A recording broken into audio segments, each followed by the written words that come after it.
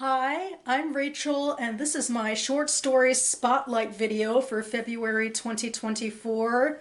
This is a type of thing I try to do annually where I highlight short story collections of some sort. Um, and this year I have something pretty special in the works because I have two short story collections, or technically one anthology and one literary magazine, that have recently published a couple of my own works. So here they are. This is Pen in Hand, which is a literary journal put out by the Maryland Writers Association. And this is the Days of Awe Anthology, which came out last fall. And so I do have my own short stories that have been published in both of these, and I'll link to more information about those down below. But I wanted to take the chance to also read through the rest of the prose in these collections and give some thoughts on some of those pieces.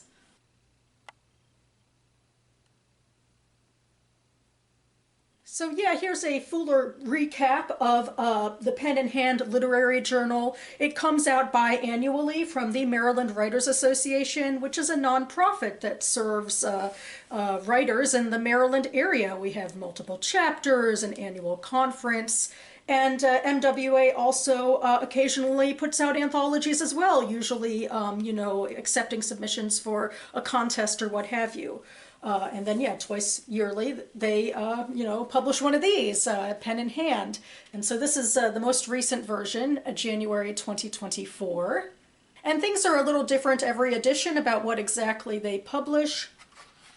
Like this year, well, they start with poetry, which is pretty normal. Then they go for a haiku challenge, which they went ahead and published in this edition. And finally, they have prose, which is, the catch-all of prose. In fact, it starts with a book review, and then everything else could be either fiction or nonfiction. It can be a little uncertain sometimes. But I thought I'd start with something that I would almost definitely say is fiction. It is called The Reproductive Methods of the Ten-Armed Alona Mermaid by M.K. Huntsgood. Definitely wanted to confirm I had that one correct. And in a way, I think it's pretty similar to the flash fiction that I published in here, well, in a few ways. First of all, it's in second person, which is unusual enough, and then again, it is flash fiction, but this is definitely more of a science fiction variety than mine, where the main character, the second person you character, is looking for this particular type of mermaid that apparently reproduces like fungus, and they hear that some explorer brought something home that fits the bill, and this person is a investigator, and I guess gets a lot of access to high security areas, so they're able to take this biohazardous material, that is, as it is called, back to their place. They live on a boat on the water, and there's a bit of tension about opening this questionable box, and then ultimately, unknown to the protagonist, there's tendrils that come up their arms, and it seems like the reproductive method is a lot like alien mind snatching or body snatching, and they're able to call more friends over, and they look at the item and the tendrils come up, and that's how this mermaid creature is reproducing, and it's just clever and fun to read. And the second story that stood out to me is Not Yet by Susan Moyer.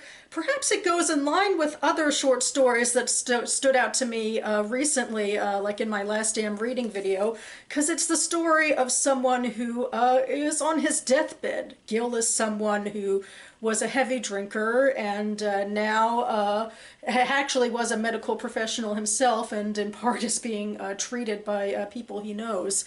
And it seems like he might have heart disease and cancer coming up. And it's one of those things like, how are you going to handle the end of your life? And at first there's a lot of denial when he's reaching out to his sister, and she is kind of onto him immediately that it's more serious than he says. His tests in the hospital And then it's just a lot of, backstory too about what type of person he was before. And it seems like there's some reckoning with the past as the present is more ominous. And then finally, there is a supernatural element where he is a visitor, a wolf visitor that no one else can see. And that's tied into more memories of his further childhood past. And just the way that it's, brought together. What he's dealing with very specifically with his prognosis and also reaching out or not reaching out to his sister and how that changes and just dealing with aspects of his near and far past. I just thought it was sort of a beautiful, if tragic in its way, rumination from the end of life.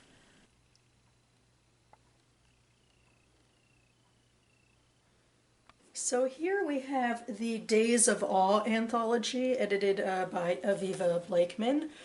This is something a little more unique in that Aviva is an indie romance author, and she was getting tired of like all the cliches, like especially in romance, like with love affairs, including Nazi prisoners of war and that sort of thing, and in general felt like Jews were being erased from our own stories, and she wanted to put out a call for submissions about stories where Jews saved themselves. So that's what this is, including my own story. It's a variety of subjects and history and contemporary and futuristic stories from a bunch of different authors. It's really fun to be part of this collection, and I've read through most of the stories excepting one novella, even though technically speaking all of these stories, including my own, are more on the longer side than most of the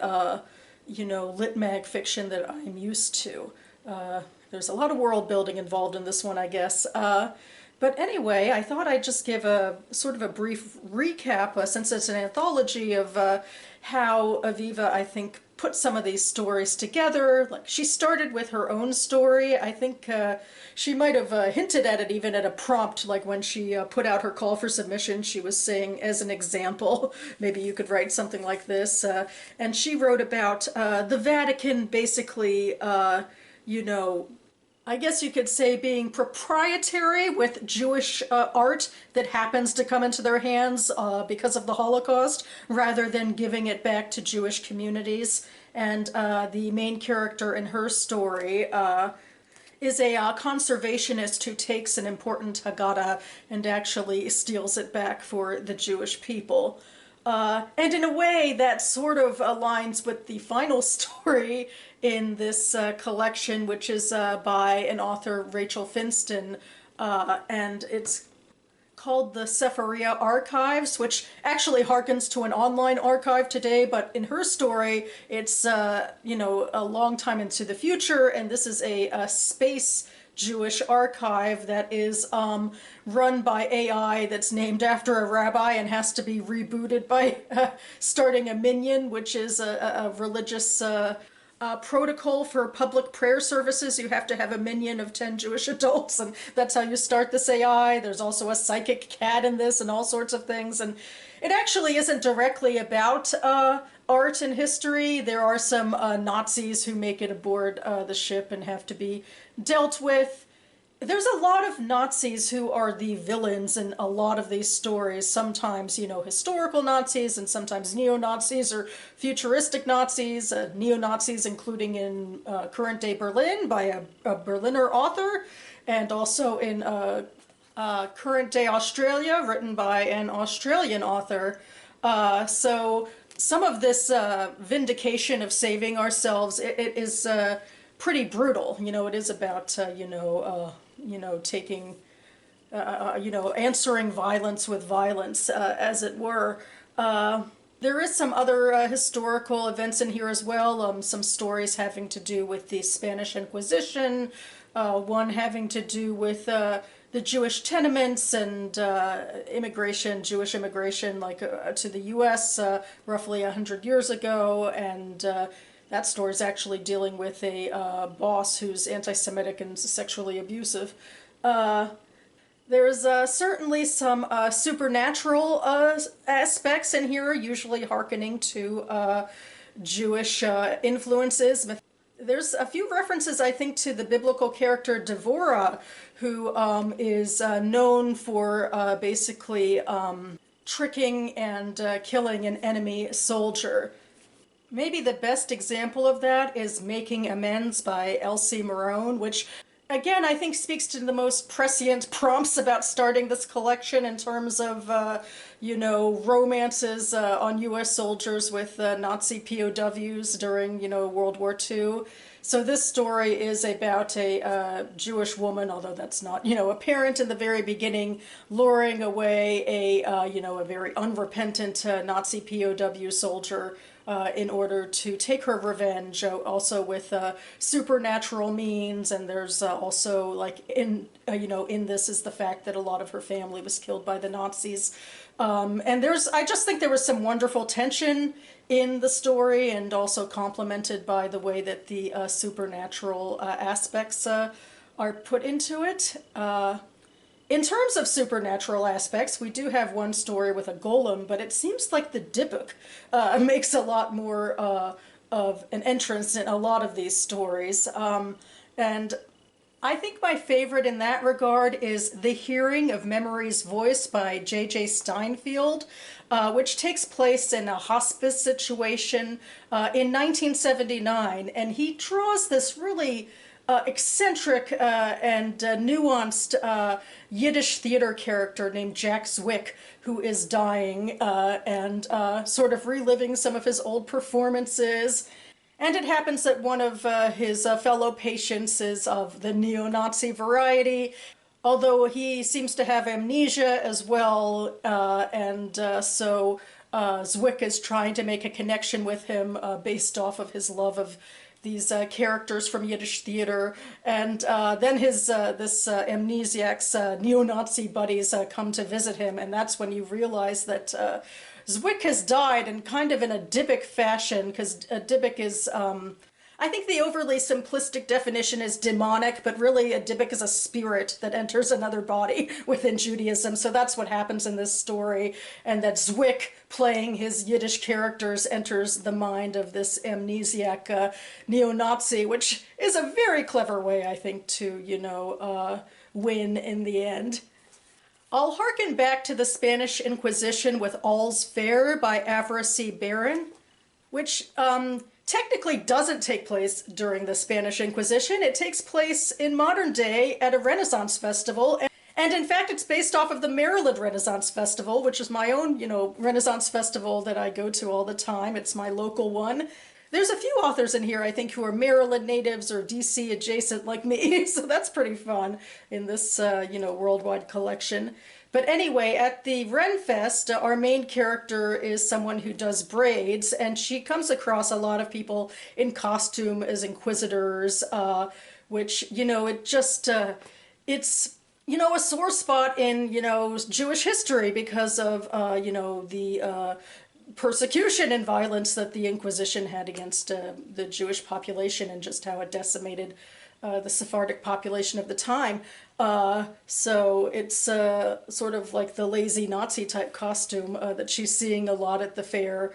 And her heckles are going up, and most of these people in costume are just completely blasé and about what they're doing and what they're dressed as.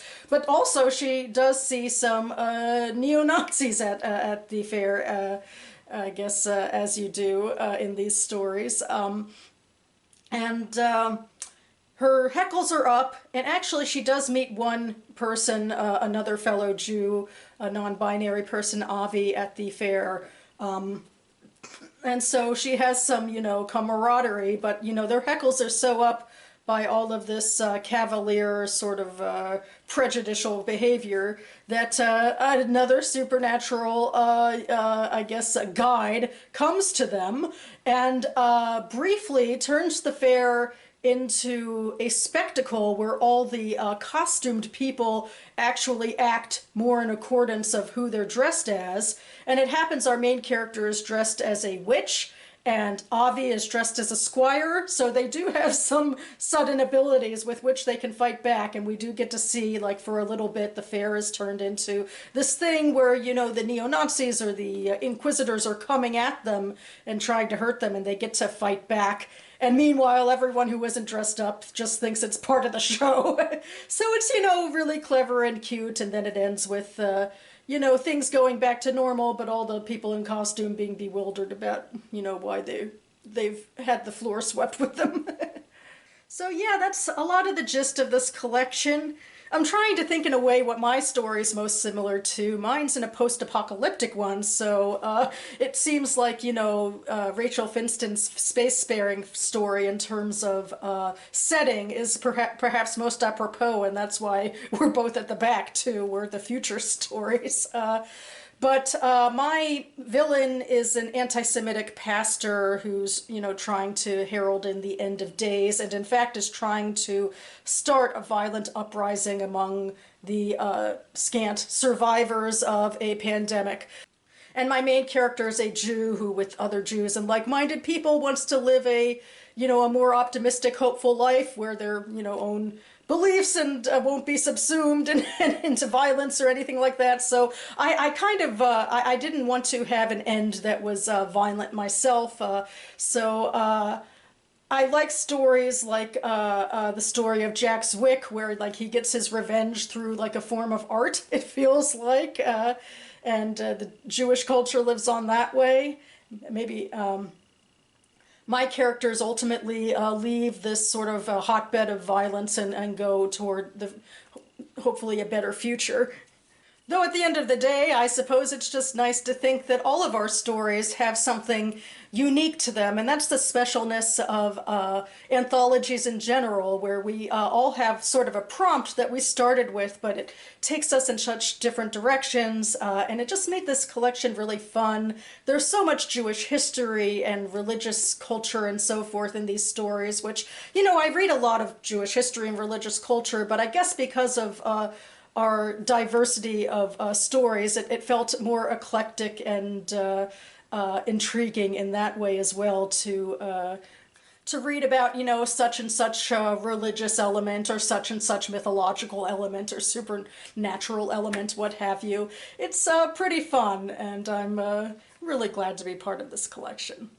So that about covers it for me now. Future Rachel here to redo my outro because I realized that now there's so few days left in February that I probably couldn't squeeze in the video I was hoping to earlier.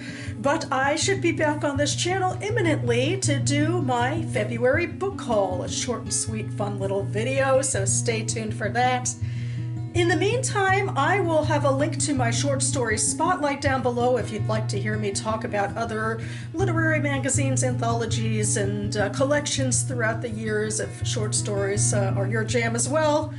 And I hope as we are reaching the end of February, you are enjoying your reading, short stories or otherwise.